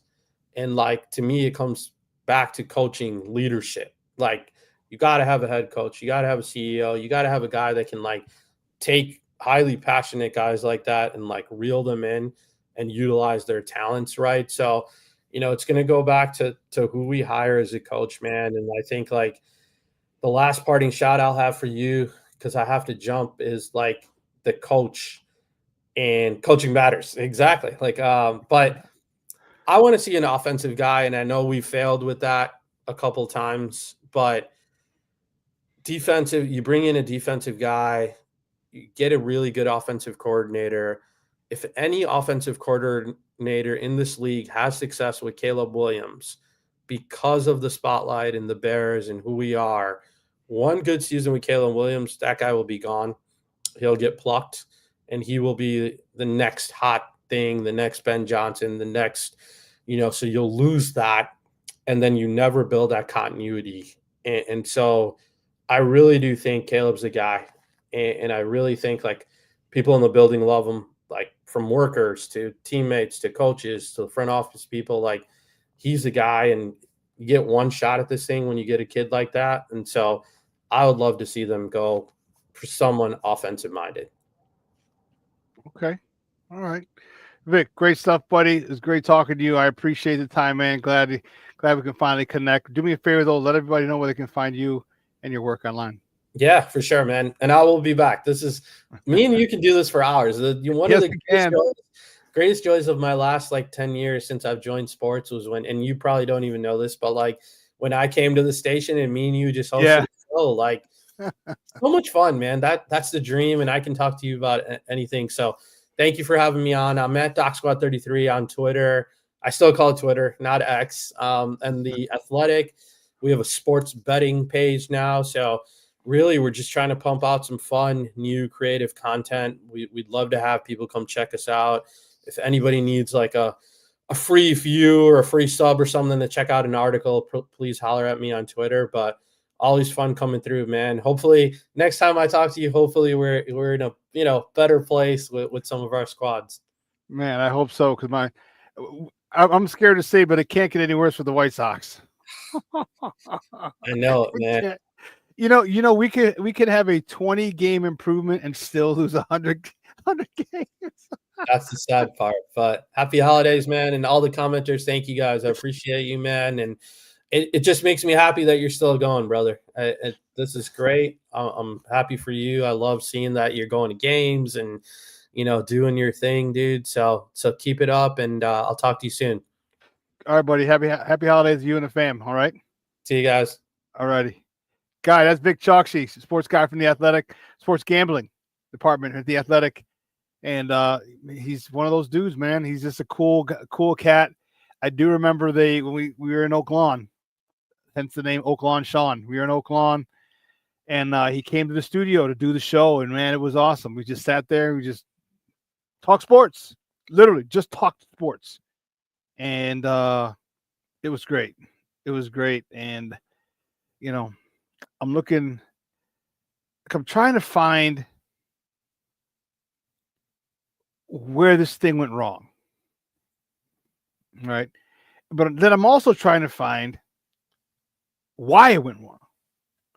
So I get, and this is what happens. So I know Ryan Poles is upset now. He's got a football guy to answer. Okay. He doesn't like it.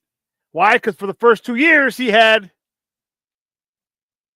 a report to nincompoops, guys who don't know shit.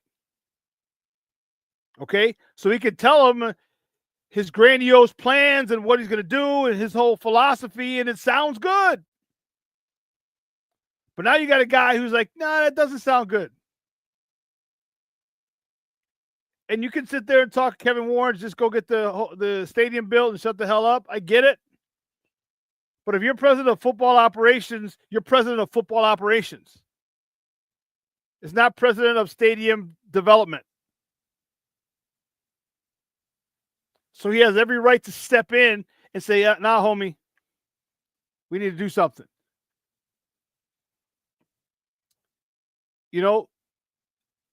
I think they keep Poles. Here's why. One, who's going to want to come to this shit show if you're a head coach? And even if you keep him, still, who's going to want to come to this shit show? Two, is it fair to say that the fate of Ryan Poles lies in the hands of Thomas Brown, interim head coach. Now, mind you, the reason we have an interim head coach is partly because of polls, partly because of the other brain trusts, some of whom are not here anymore. They gave him reports were they gave him a 3-man list to be head coach. So yes, he hired Matt Eberflus, but he hired him with restrictions. Like, these are the 3 guys. One of the 3 guys you got to pick. Like, okay, well, this is the best I got. Shorty, watch. Our next head coach will not be a Caleb fan, and that a-hole will trade him. You mean like Sean Payton in Denver? Who's the McDaniels he went to Denver too. And we got Cutler. Josh McDaniels. That was the guy. Like, I can't stand Cutler. It's but how deep does this go? Now, we play Monday night. Thank goodness. We play Monday night.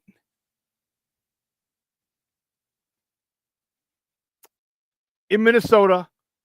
They're breaking out their all-white unis. They're going to be dope as hell. And the people pose this question. And I'm going to give you my take. People say, hey, well, you know what? They went to overtime. They took a bad sack, blah, blah, blah. They're close.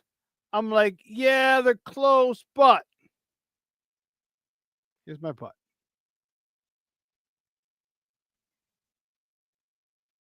Minnesota looks like a competent team. They look like a team that's focused. They're still trying to win the division. All right, stay on the heels of the division-leading Detroit Lions. I don't think they're going to have the same poor performance that they had, and they don't have to face a Matt Eberflus defense. But we can say what we want about Eberflus, okay? But he was a bend but not break guy. Our defense bent, but it didn't break. All right, how many times do we keep holding people to field goals? I think Minnesota goes off this week.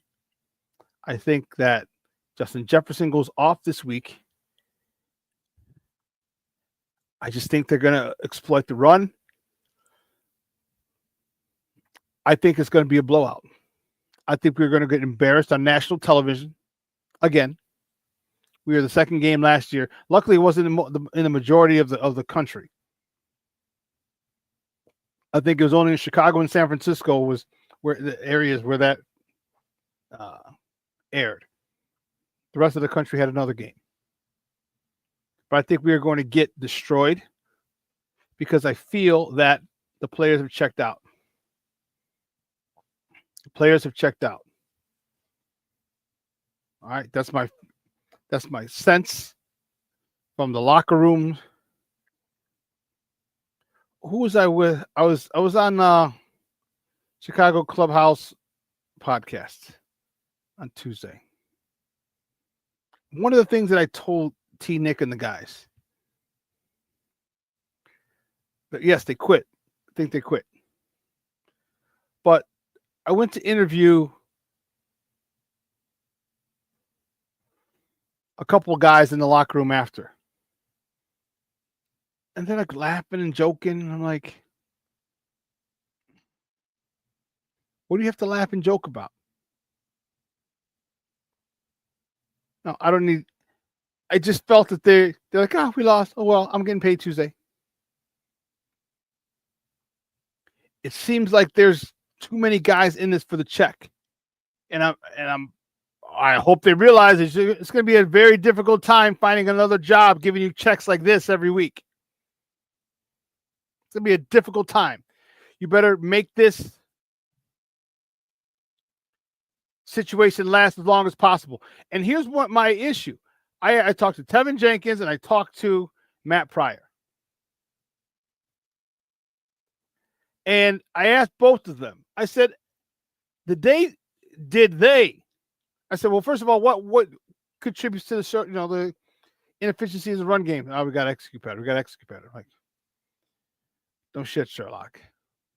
So then I followed up with a question. It's like, did the 49ers in San Francisco do anything different than you watched on tape? Which could be confusing you. And both of them said, no. They didn't do anything different. So you mean to tell me you scouted this team, you saw what they did, they ran the same shit that you scouted, and you couldn't stop it. You couldn't block it.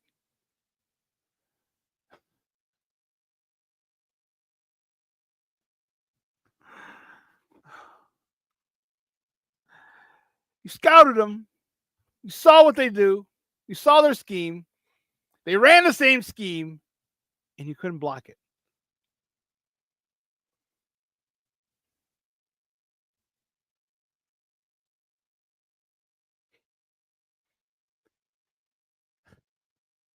I don't know.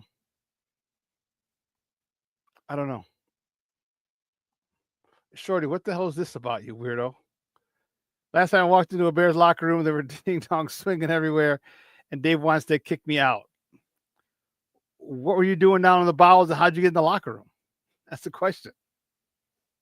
How'd you get in the locker room? Because they have guards at the locker room. There's security at the locker room doors. Like now to the point we got to scan in. We have a new system across the NFL. Oh, okay, Shorty. Shorty says I worked for the Bears for 3 years. I did not know that. Aha. So you must have got in right after the game when the coach was talking. Since the use of your descriptive words to say that the players were still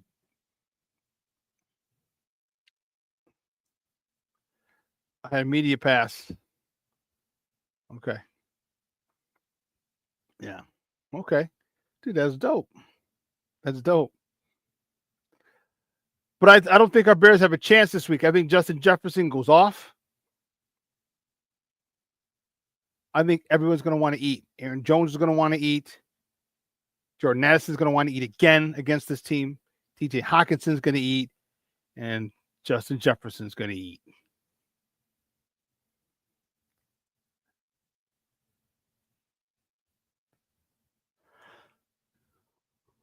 Eric Kramer had lost the game and he was sitting in the hallway, head in hands with his helmet still on. Oh, okay.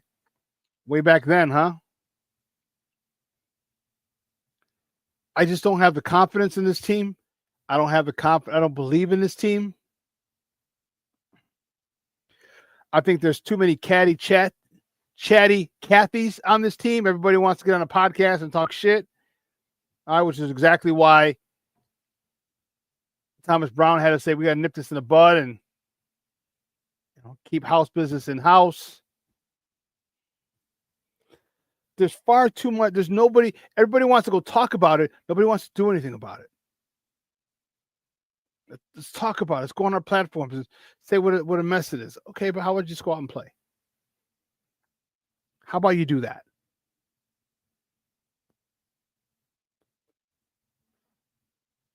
How about that? Because all this can be washed away with some wins. Let me say that. Let me take that back. A lot of this, some of this can be washed away with wins. We need some victories. Okay? 7 in a row. We got 4 games left. Are we going to end an 11-game losing streak? Lord help me. A 14-game losing streak and an 11-game losing streak. That on GP should cost Ryan Poles his job.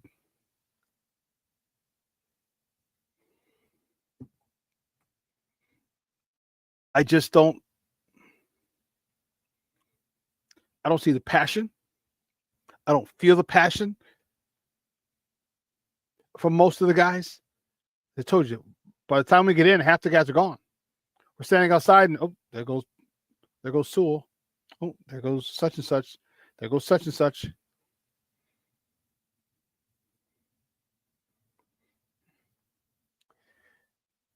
Coaching matters, and I feel Thomas Brown got a really raw deal. Underperforming veteran team. Now, if he can pull this switch off and he can get it to where they start playing, excellent. But it's tough for a rookie head coach, rookie manager, head coach to maximize the potential of an underperforming veteran team. This is just difficult. It is just difficult. I hope he has. It's still 4 weeks left. I hope he's got what it takes. Starting off the game slow, can't do that. You got to get these guys back on your side.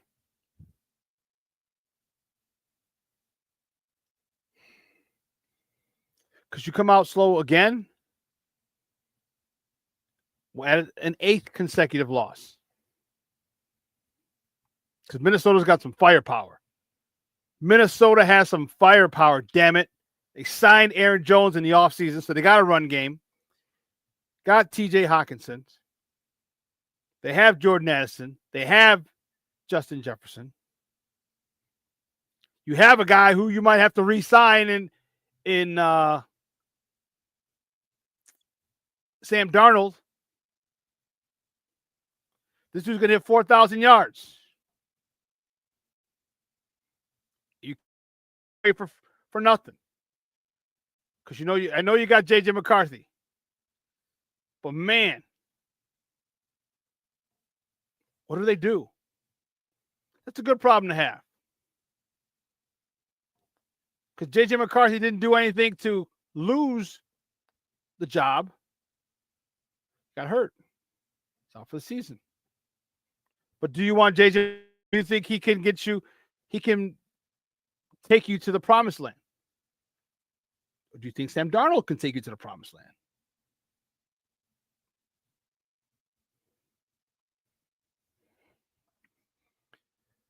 Shorty says, I still can't believe a Hail Mary destroyed this team into a 7-game losing streak. Yeah.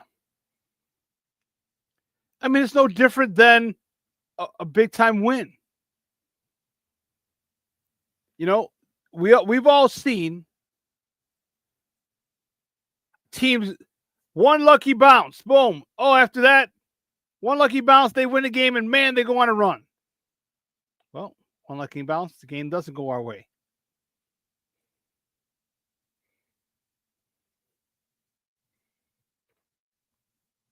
Hail Mary, Washington Commanders did us in. So, I don't know how to go about this. Because I've never been on a team and I'm not on the team, but I've never witnessed a team that I was coaching or playing for that quit. Even we had the worst coach in the world, Daryl. We didn't quit. Daryl actually took us to won a national championship with us in 1999, 25 years ago. 25 years ago. Crazy. It's the 25th anniversary of our national championship. Wow.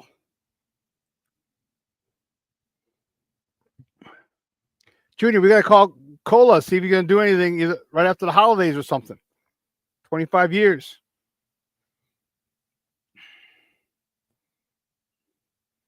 No, Shorty. No. Don't give me free agent offensive linemen. That's a way to really screw yourself up with the cap. Okay? They have three picks in the first 2 rounds.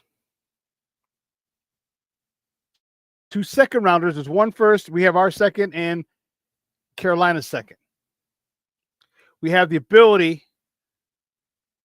Dude, that's 2 offensive linemen right there. I say 2 offensive, 1 defensive. I'm okay with DeAndre Swift. I didn't think I would be. I'm okay with DeAndre Swift. He can run between the tackles. And he can get to the outside.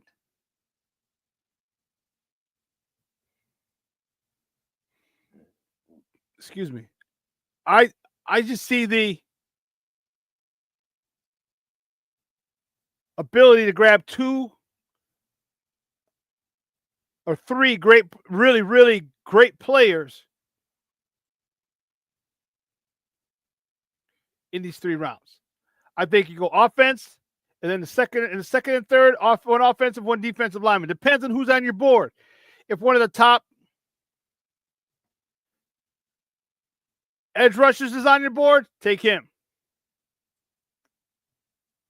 If one of the top offensive linemen is still on the board, take him. Go get the edge rusher in the later part of the second round, which won't be too far off. It won't be too far off. Carolina is going to be a couple picks ahead of us, which is going to be our pick, and then a couple more we're going to have our pick. So it's going to be right there. We're going to have 2 quality linemen. Hopefully one offense, one defense. Build this line, build the line, build the line. Offensive and defensives. You want to bring Keenan Allen back? Okay. Hope it's a friendly deal. Because now Caleb's going to have some consistency. Now Caleb's going to have DJ, who I still say doesn't like him. He's going to have his boy Rome, who he loves to always force the ball to. You're going to have Cole Kmet.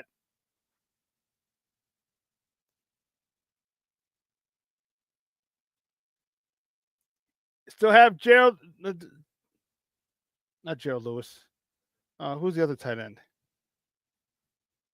Goodness. Gerald Everett. There you go. I know he's a 1-year deal, but O-line, D-line. That makes a difference. A huge difference. How many times have I said on the show? Detroit, 3 first-rounders. Why they run the ball down everyone's God blessed throat. Minnesota, 2 first-rounders, and I think Yeah,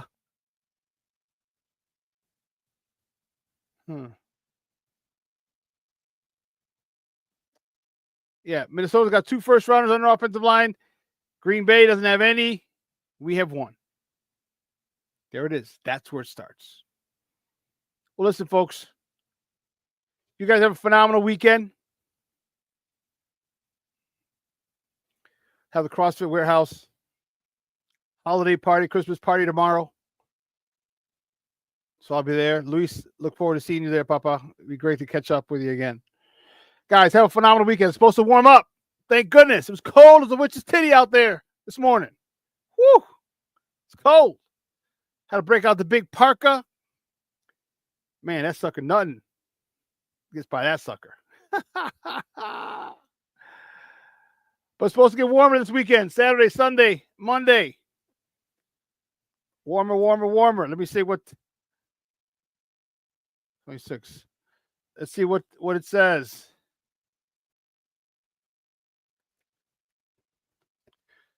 So we got rain coming. Oof. 28 degrees today. 40 degrees tomorrow, Saturday. Rain at a p.m. 46 degrees Sunday. Showers in the a.m. Monday, 51 degrees. Showers, likely. Then Tuesday, back to 38. This is from the Cheryl Scott's Rise and Shine forecast in the Chicago Sun-Times. But listen, guys, everybody from here at SportsZone Chicago, we want to wish everyone a happy holidays. Like I said, I'll see you on Monday. We'll talk game. We'll have some more Bears breakdown on Monday, day of the game. Weekend. If you're going to Christmas holiday parties, be safe. Don't drink and drive. Get a designated driver. There's a thing called Uber and Lyft. Do that. Do that. Spend time with your loved ones.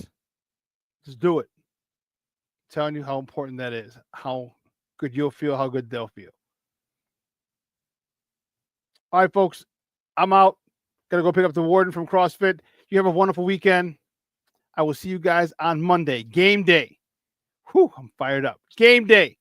Until then, from everyone here at SportsZone Chicago, guys, I'm your boy, the SuperBack, Shawn Sierra. Have a phenomenal weekend. Your boy is out.